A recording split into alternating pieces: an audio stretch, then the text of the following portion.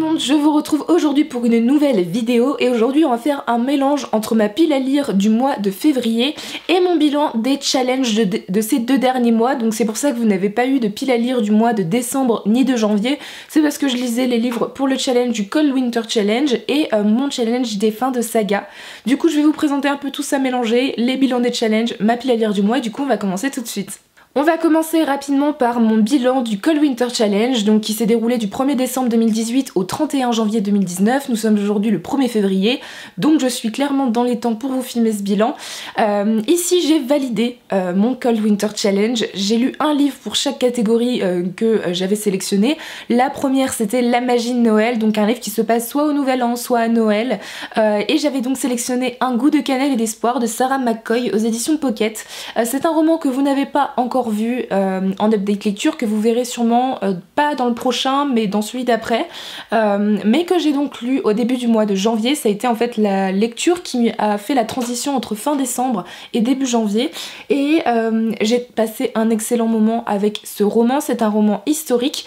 Nous sommes du coup en 1944 en Allemagne et on va suivre le personnage d'Elsie qui est une jeune adolescente de 16 ans qui tient une boulangerie avec ses parents et sa sœur est candidate au Lebensborn, son fiancé fait partie de l'armée allemande et de son côté, le matin de Noël, un jeune juif échappé des camps va décider de toquer à sa porte et elle va le protéger pendant la fin de cette guerre.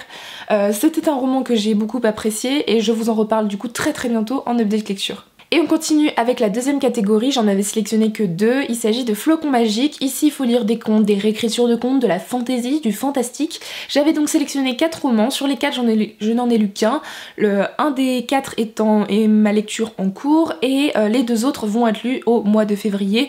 Donc dans tous les cas j'ai lu un livre qui valide la catégorie, il s'agit du tome 6 du Pays des Contes, donc La collision des mondes de Chris Colfer aux éditions Michel Lafon. Ça a été une excellente lecture, je vous en reparle dans le prochain update lecture aussi. De toute façon je peux pas trop vous en dire mais j'ai adoré cette fin de saga. Concernant mon challenge personnel des fins de saga, il s'est déroulé à la même période que le Cold Winter Challenge, ça me permet de finir mes sagas durant la fin de l'année et le début de l'année suivante. Et du coup j'ai lu le tome 6 du Pays des Contes, mais j'ai aussi lu sur les 5 livres, oui sur les 5 livres que je m'étais sélectionnés, j'en ai lu 3 et je suis assez contente finalement, et les 2 autres fins de saga je les lirai pour le mois de février. Le deuxième roman, la deuxième fin de saga, il s'agissait du tome 3 de Ma raison vive, donc Ma raison de respirer de Rebecca Donovan aux éditions Pocket Jeunesse.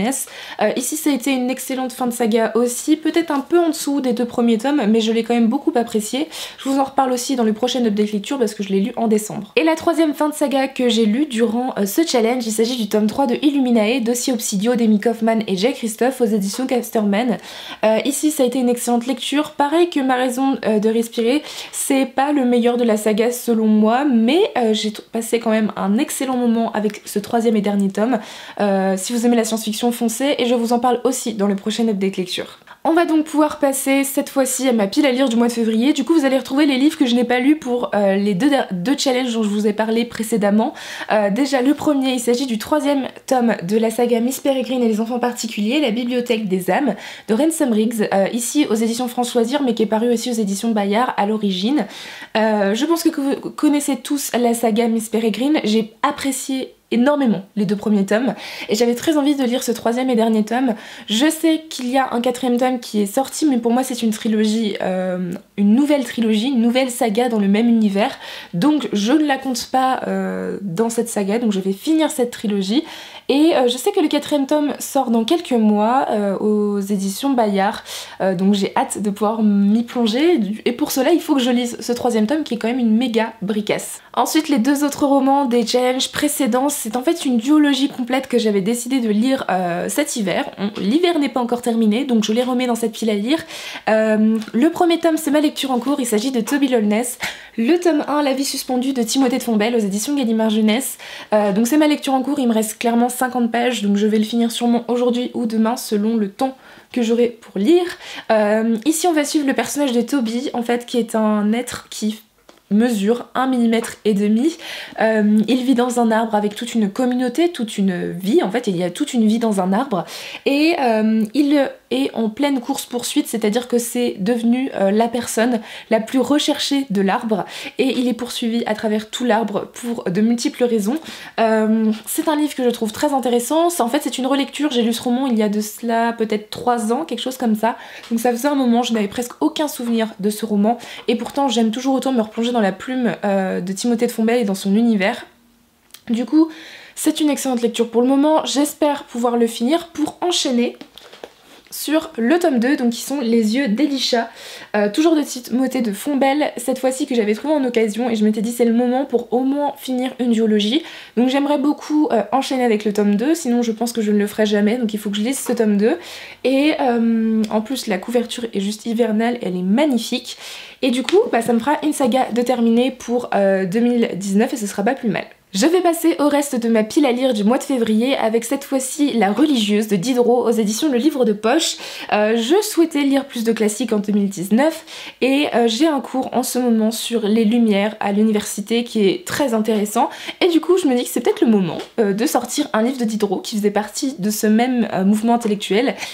Ici dans ce cours classique, en fait c'est un livre épistolaire où on va suivre le marquis de Croixmare qui est en fait un ami de Diderot qui va écrire des lettres à une religieuse qui souhaite sortir du couvent et qui s'appelle Suzanne Simonin.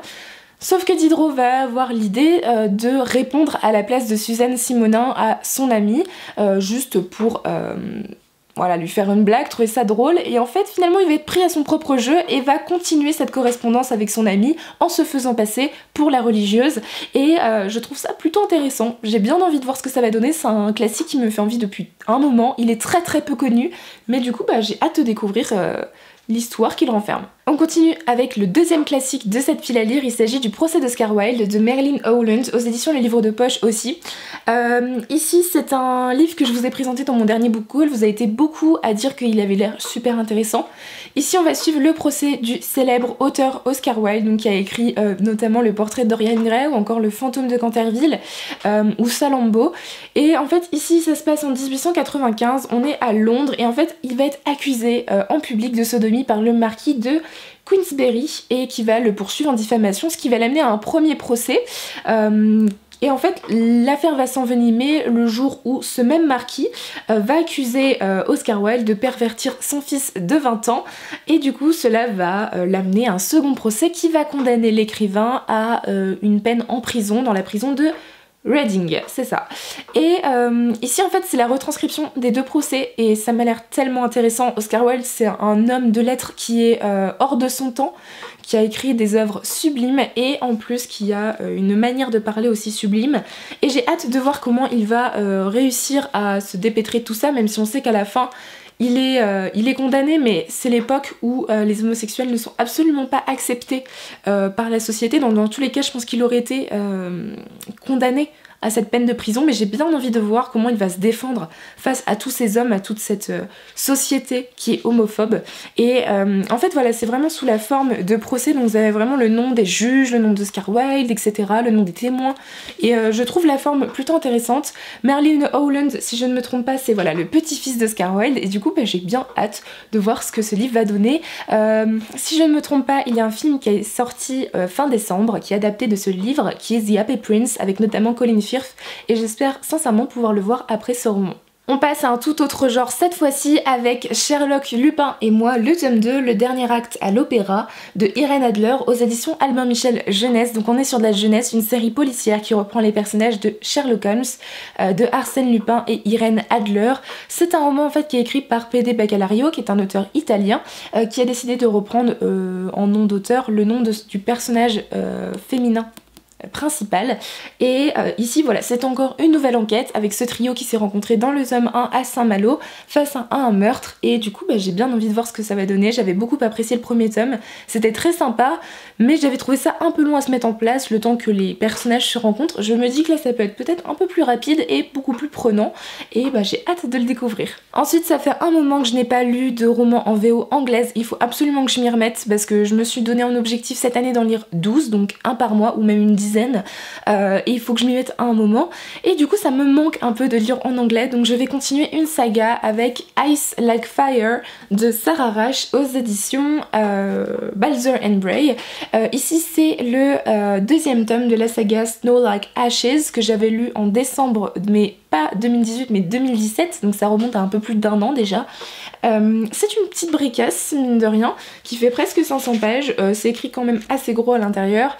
Ici c'est un monde de fantasy qui se base sur les saisons, c'est-à-dire qu'on a un royaume qui est divisé en 4 saisons. Je pense que vous les connaissez, j'ai pas besoin de les répéter, mais ici on a un mélange entre saison, magie. J'ai pas trop envie de vous en dire parce que je ne veux pas vous spoiler. J'avais beaucoup apprécié le premier tome qui était plutôt original par son univers, sa magie. Les personnages ne l'étaient pas trop, mais au fur et à mesure en fait l'autrice avait réussi à déconstruire un peu les clichés qui tournaient autour de ces personnages pour les rendre attachants et j'avais trouvé ça génial. Et du coup j'ai hâte de retrouver les personnages, l'univers qui m'a l'air beaucoup plus développé dans ce tome et connaître la suite de cette intrigue. Et enfin on finit cette pile à lire qui est quand même assez grande, j'espère pouvoir lire tous ces romans mais je n'espère pas trop non plus, avec une relecture. Je l'ai peut-être dit dans une vidéo, je m'en rappelle absolument pas, mais quand j'ai acheté le tome 3 d'Une Braise sous la cendre, j'ai dit que je souhaitais lire le premier tome et le deuxième tome avant de lire ce troisième tome, de le découvrir, parce que ça fait un moment que j'ai lu le premier tome. En fait je me suis rendu compte que ça faisait 4 ans et finalement 4 ans c'est énorme pour me rappeler de ce qui se passe dans le premier tome et aussi pour me rappeler ce qui se passe dans le deuxième tome que j'ai lu il y a 2 ans environ. Du coup j'ai décidé de relire pour ce mois de février le tome 1, donc Une Braise sous la cendre de Sabaa Tahir aux éditions Pocket Jeunesse. Alors ici c'est l'épreuve non corrigée que j'avais reçue en 2015, voilà, en 2015, c'était juste il y a tellement longtemps et j'avais adoré, ça avait été un coup de cœur à l'époque. Je ne sais pas si ça va être encore un coup de cœur après 4 ans de nouvelles lectures, je sais pas si ça va vraiment révolutionner le genre de la fantasy maintenant, mais j'ai très envie de comparer mon avis de 2015 avec mon avis maintenant et du coup de me replonger dans cette saga que j'aime tellement. J'espère quand même que ce sera un coup de cœur comme la première fois. J'ai hâte de me replonger dans le tome 2 et de découvrir ce tome 3 qui n'a que de bons avis. Voilà tout le monde, cette vidéo est terminée, j'espère qu'elle vous aura plu. N'hésitez pas à me dire en commentaire si vous avez lu un de ces romans, s'il vous tente. Si vous avez fait le Cold Winter Challenge ou mon challenge des fins de saga, n'hésitez pas à me donner vos résultats, ou vos articles ou vos vidéos en commentaire. Et du coup moi je vous souhaite de très bonnes lectures et je vous dis à très bientôt pour une prochaine vidéo. Bye!